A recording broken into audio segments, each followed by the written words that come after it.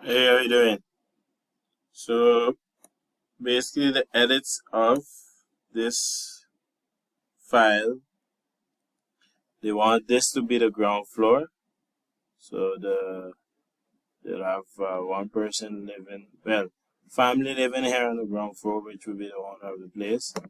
And then we'll have the parking, right? So I don't know how you're gonna, I don't know if you think it's a good idea to have this as like a parking with a cover. So the parking here with a cover, and then the rest of the yard is a parking for upstairs, for upstairs, which would be the apartments. But this is pretty much what they want.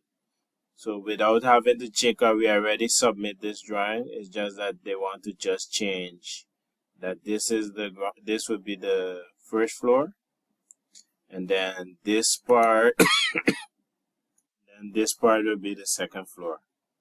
So I would have to have enough parking for 1, 2, 3, 4. So I'm guessing that's four, like that's 8 parking plus the owner. They have 2 cars, so I need 10 parking.